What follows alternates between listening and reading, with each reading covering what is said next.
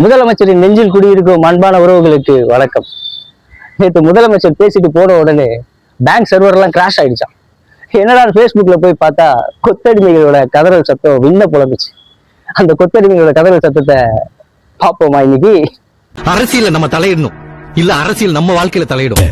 போராடுவதே கடமை.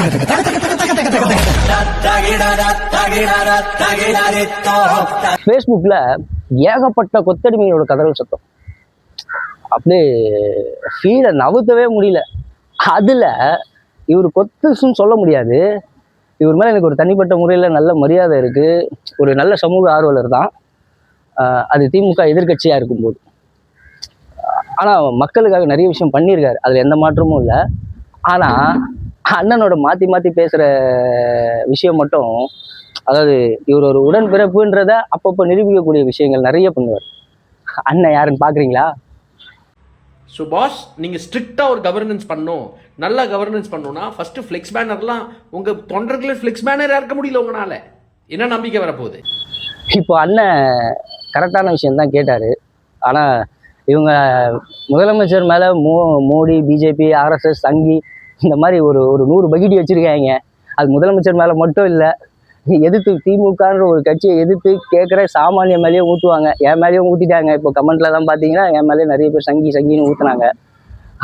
அவங்களோட இது எதிர்த்து கேள்வி கேட்டாலே நீ சங்கி, தமிழ்நாட்டில் இருக்கிறவங்க யாரும் திமுக எதிர்க்கவே மாட்டான்னு அவங்க ஒரு மைண்ட் செட் அவங்களே ஏமாற்றிக்கிட்டு இருக்காங்க. அது அவங்க ஏமாற்றிக்கிட்டோம். இப்போ அண்ணன் விஷயத்துக்கு வருவோம்.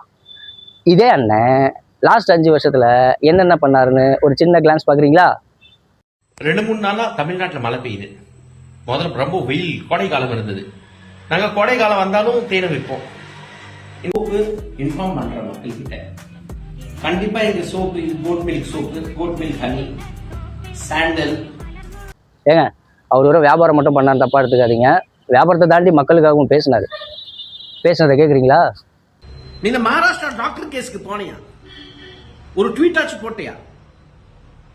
நீ சத்தீஸ்கர்ல இந்த பொண்ணு சாவுது, அரெஸ்ட் ஆனாங்களா கேட்டியா? யூபியில கேங் ரேப் ஆயிருக்கு. நோ கண்டுக்கிறதே இல்லை, நியூஸே வரதில்ல. தமிழ்நாடு இதுக்காக எனக்கு பிடிக்குங்க. இங்க ஒரு உயிருக்கு வேல்யூ இருக்கு. அஜித்துக்கு வேல்யூ இருக்கு, அஜித் உயிருக்கு வேல்யூ இருக்கு. போலீஸ் கஸ்டடி டாஸ்க்ல செத்த அஜித்துக்கு வேல்யூ இருக்கு, கவினுக்கு வேல்யூ இருக்கு, ரித்தன்யாக்கு வேல்யூ இருக்கு, ஒருத்தருக்கு வேல்யூ இருக்கு. அங்க ஒத்து மொத்தமா சாவுதுங்க, கூட்டமா சாவுதுங்க, ஒண்ணும் இல்ல. இப்ப பேசினார் பாத்தீங்களா? அது அன்றைய காலகட்டத்துல திமுக ஆட்சியில நடந்த ஒரு விஷயத்துக்கு மணிப்பூரை பாத்தியா, வடநாட்டை பாத்தியா, யூபியை பாத்தியா, இங்க பாத்தியா, அங்க பாத்தியான்னு சொன்னார்ல விஜய் சார். 3 நாளான காலகட்டத்துல அண்ணன் ஒண்ணு பேசியிருப்பாரு, அதை பாருங்களேன். நண்பா, நண்பீஸ், குட்டீஸ் எல்லாம் நல்லா இருப்போம். மிஸ்டர் விஜய், இது பாருங்க, இன்னைக்கு வந்த பேப்பர் காலையில் இப்போ நான் படித்த நியூஸ் அதான் சொல்கிறேன். 2 minors turned up for pregnancy, 3 including juvenile held for sexually harassing minor girl.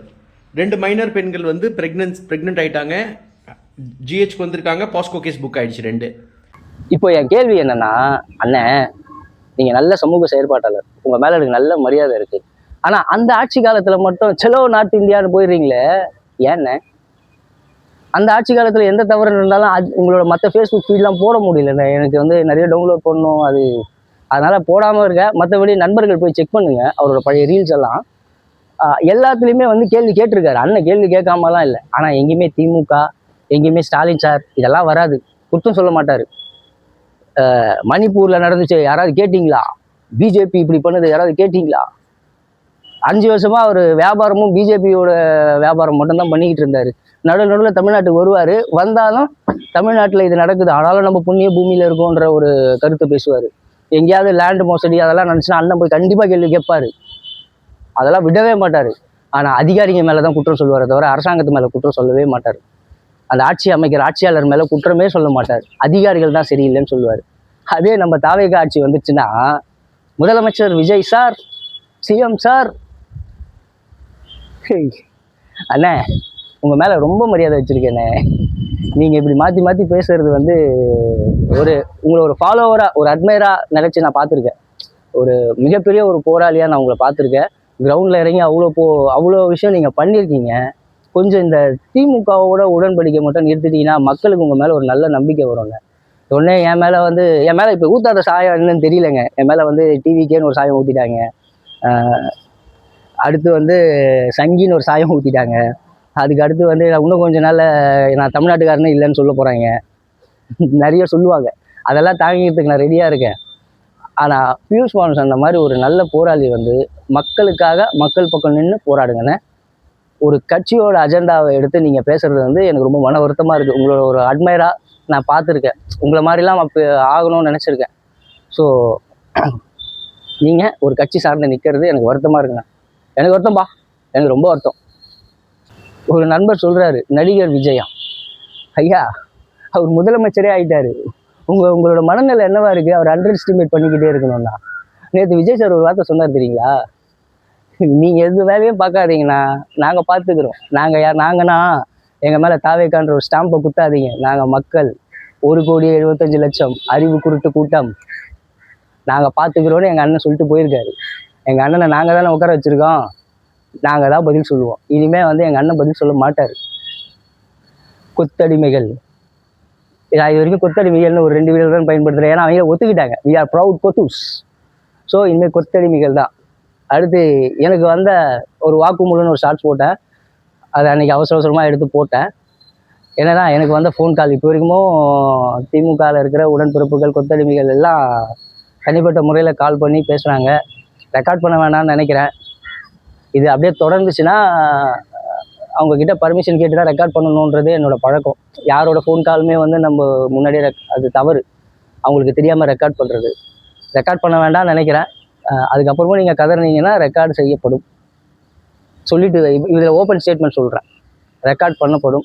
அது என்னோடய யூடியூபில் டெலிகாஸ்ட் செய்யப்படும். ஸோ யோசிச்சு கால் பண்ணுங்கள். மற்றபடி கமெண்ட்டில் சொல்கிறவங்கள முகம் தெரியாமல் முகத்தை மறைச்சிக்கிட்டு கமெண்ட்டில் சொல்கிறவங்க அவங்களாம் வந்து நம்ம கணக்கிலேயே கிடையாது. அதில் ஒருத்தர் தான் சங்கி சாயம் ஊற்றினார். நான் எது சொன்னேன்னா, சனாதனத்தை எதிர்க்க போராளியாக இருக்கார் உதயநிதி. ஒரு மதத்தை சார்ந்த வன்னு சொல்கிறவர் எப்படி சனாதனத்தை எதிர்க்க முடியும்? உடனே நீ வந்து சனாதனி ப்ரோ, சனாதன நானும் தான் எதிர்க்கிறேன். நான் இப்போது ஒரு மதத்தை சார்ந்து நிற்கலை, புரியுதுங்களா? ஒரு மதத்தை எடுத்து கையில் வச்சுக்கல. தன்னை ஒரு கிறிஸ்துவன் அடையாளப்படுத்திக்கிட்ட ஒருத்தர் எப்படி சனாதனத்தை ஒழிக்க முடியும்? அதை தான் சொல்ல வந்த கருத்து, புரியுதுங்களா?